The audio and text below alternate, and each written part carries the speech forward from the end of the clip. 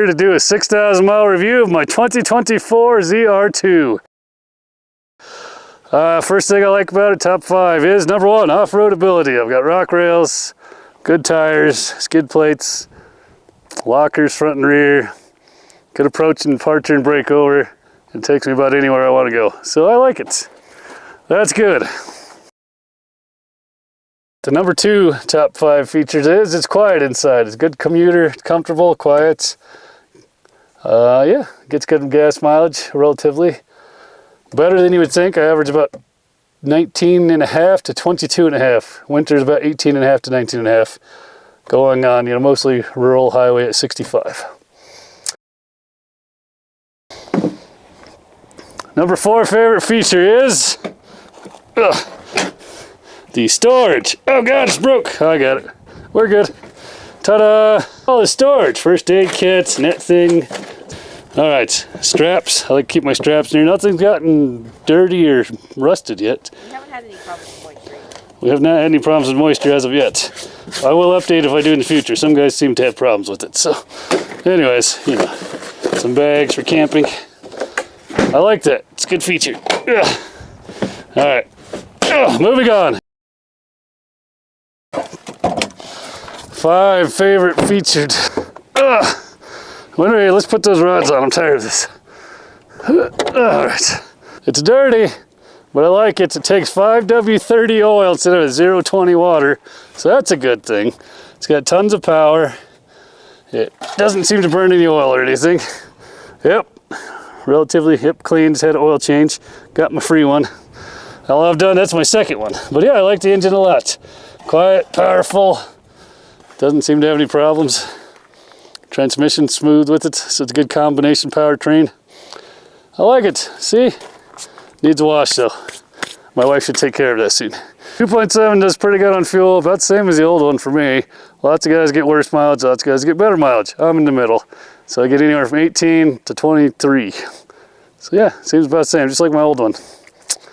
So you'd think it'd be better, but it's not. It's just the same. But it's not as bad as a sticker, so for me. Other guys, your mileage may vary. Now I'm going to cover the cons of the truck. There's a few of them, about 5. Well, let's go over those. Hello, what is the number 1 con of this truck? The headroom with the sunroof sucks. Don't get it. My wife talked me into it. It's been a terrible decision. I hate it with a passion. Look at this, my head is in the roof. She's pointing at me, but yeah. Obviously I can lean back and go a little farther back and adjust back. I make it work, but it's not great. I am 6'9.5". I'm 6'2". Legs, torso proportionate. Slightly chunky right now because it's winter.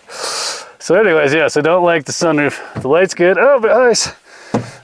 The sun comes in blindingly. But yeah, you have about an inch of headroom. That's with the seat all the way down.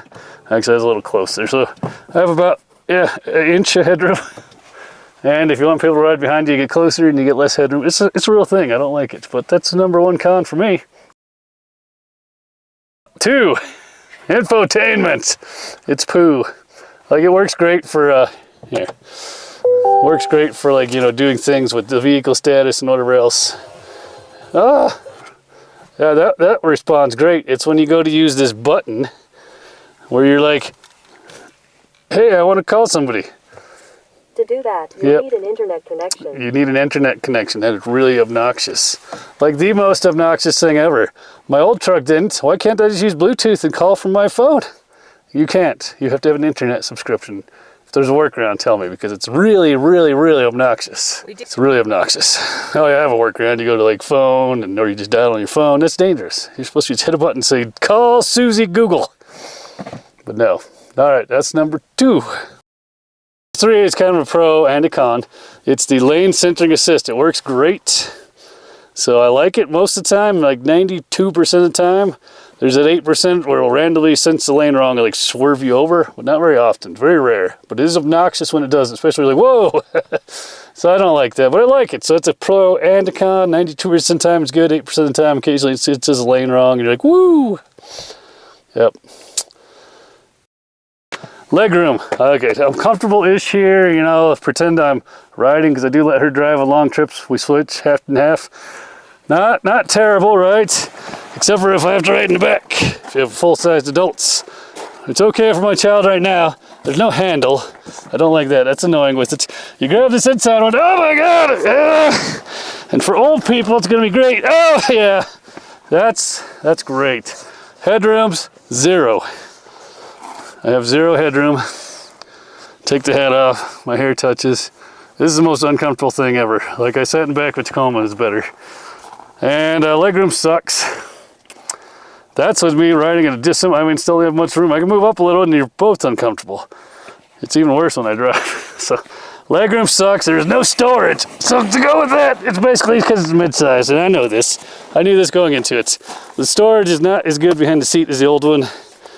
I like that one better. The storage underneath it's okay, but not as good as its Tacoma storage. After we compared them, it's like they have bigger storages. But that's it, you know what you're getting into. That's a con because it's a mid-size. So you have to have that if you want to go places. So you make it work like this. He grabs the handle, leaps in gracefully, and he just moved up. There, now there's room behind me. And I can ride like that for up to 2 miles. Or farther. There you go. Headroom's not fixed, that's better. So, you know, 2 full-sized adults could go on a 3 to 4 hour trip pretty easily. Yep. The last one here is paint quality. Like, look, this is already chipping and scratching. I don't like the shiny paint. Lots of people don't. Yeah, that's going to be annoying. Also, it has some dirt in it on a few spots. I don't think we'll be able to see it. You might have to insert that. I think it's on the bed. Here it is. It's in the paint. That's dirt. There's another little spot somewhere we found where it's brown stuff. So that is the paint's okay. I mean, I'm not gonna say it's bad. This is not great. It's better. It's better than the Tacomas we looked at by a bunch. Yes. And then from the factory, we got that nice little dent that came with it. So that's obnoxious. That one really torques me off. They won't fix it either. It is what it is. That's under the paint. It doesn't come off. Yeah, I'd say the chipping. The paint quality is okay, but not the best. I do not like that black. Dirt in the bedside paint is annoying, and that's obnoxious too. They should have made it like not gloss, maybe matte. Don't worry though, camo coming soon, eventually. The paint is the alignment of the body panels. It's not the best on the front. It's pretty consistent, but you do have some, like, it's just offset a little. Probably not enough to worry about. You don't really notice it until you notice it, and then it's annoying. Another one to go with that is skid plate alignment. This thing is unaligned. You can see I got it aligned better now, but this one side is clear up to touching. I had to go in and align it, and it's very cheesy with the way they mount it. It uses clips, and then they will just those automotive clips. They're hard to line back up when you take it off. So other than that, though, it's good. That's one of the ugly things. The skid plate clips. Conclusion, I like it. I'd recommend it. I would also seriously recommend looking at other vehicles too. They're all good, but I like this one. Yeah, it's got skid plates, all the things you want. Pretty reliable so far, 6,000 miles in. Hasn't blown up yet. Another 1,000 miles past 6,000, it'll surpass the white one, and if we don't lose a transmission, we're way ahead. So yeah, it's good.